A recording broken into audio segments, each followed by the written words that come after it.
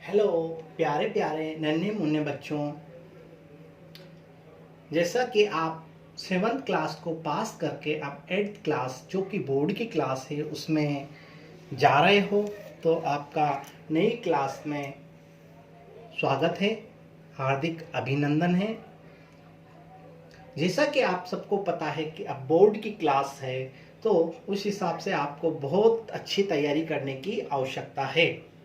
मैं आपको रोज एक वीडियो डाला करूँगा जो कि आपको 8 बोर्ड के एग्ज़ाम में बहुत मदद करेगा और आप बहुत अच्छे नंबर लाकर अपने मम्मी और पापा को प्यारा सा गिफ्ट दे पाओगे। तो शुरू करता हूँ मैं आज आपका फर्स्ट लेसन आपके लिए। पाठ का नाम है, पहला पाठ है आपका 8th क्लास के प्यारे बच्चों, पहला पाठ है फसल उत्पादन एवं प्रबंधन। पाठ का नाम है फसल उत्पादन एवं प्रबंधन। फसल, देखो प्यारे बच्चों, जो खेतों में उगाई जाती है, एक बहुत अधिक मात्रा में एक जैसे पौधे उगाए जाते हैं, वो फसल कहलाते हैं।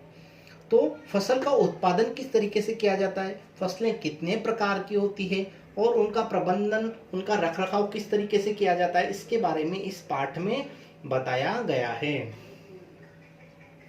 फर्स्ट क्वेश्चन इस पाठ से जो इम्पोर्टेंट बनता है वह बनता है फसल कितने प्रकार की होती है, फसल के प्रकार बताइए।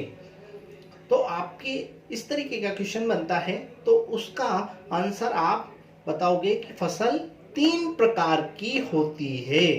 कितने प्रकार की? 3 टाइप्स की फसल होती है।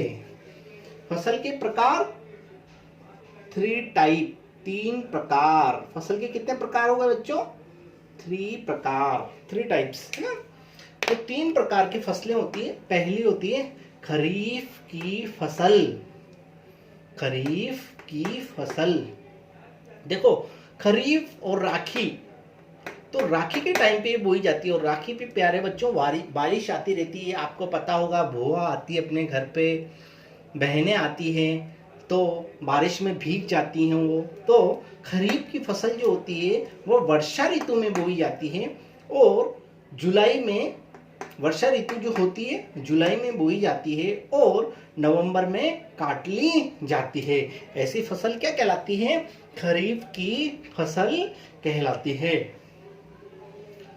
इस फसल के उदाहरण में बताऊं आपको, धान की फसल, ज्वार की फसल, बाजरे की फसल, ये कौन सी फसल हुई? खरीफ की फसल। अब मैं दूसरी फसल की बात करूंगा, रबी की फसल। ये फसल नवंबर में बोई जाती है और अप्रैल में काट ली जाती है। नवंबर पे दीपावली रहती है, आपको पता है ना।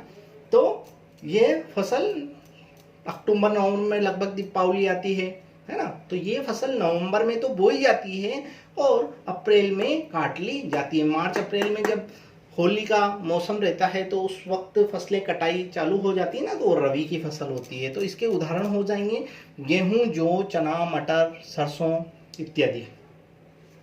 तीसरे नंबर की जो फसल होती है वो होती है जायद की फसल। ये फसलें अप्रैल में बोई जाती है और जुलाई में काट ली जाती है। ये विशेष प्रकार की फसलें होती है जो गर्मी में बोई जाती है, मतलब कि अप्रैल में बोई जाती है और जुलाई में काट ली जाती है। ये होती है तरबूज, खरबूज और ककड़ी की फसल। अब इसी चैप्टर में आपके दूसरा क्वेश्चन बनता है कि खरपतवार क्या है। तो खेत में फसल के अलावा जो पौधे अपने आप प्राकृतिक रूप से उग जाते हैं, अवांछनीय पौधे, वे क्या कहलाते हैं? खरपतवार कहलाते हैं। अब खरपतवार को हटाने के लिए जो प्रक्रिया अपनाई जाती है उसको कहते हैं निराई। निराई करना, है ना। आपने भी की होगी, अगर गांव के स्टूडेंट्स हो तो बहुत से बच्चे अवांछनीय पौधों, फसल के अतिरिक्त जो पौधे होते हैं उनको उखाड़ने में अपने मम्मी पापा की मदद करते हैं। ऐसे प्यारे बच्चे होते हैं। तो इस तरीके से जो अवांछनीय पौधे होते हैं उनको हटाने के लिए जो प्रक्रिया अपनाई जाती है और उस प्रोसेस को निराई कहते हैं। है ना। और मम्मी पापा का हेल्प करवाना तो बहुत अच्छी बात है। तो प्यारे बच्चों, आज आपने पढ़ा फसल के प्रकार और खरपतवार क्या है।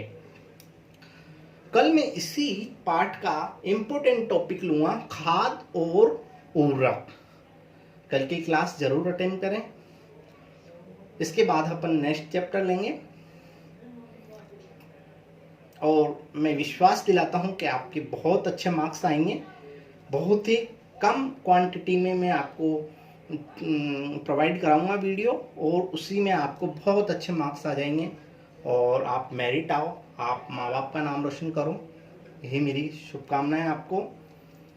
आप इस चैनल को सब्सक्राइब कर लें ताकि आपको कंटिन्यूअस आपका कोर्स जारी रहे और आप सक्सेस रहें। और वीडियो को लाइक कर देना। थैंक यू प्यारे बच्चों।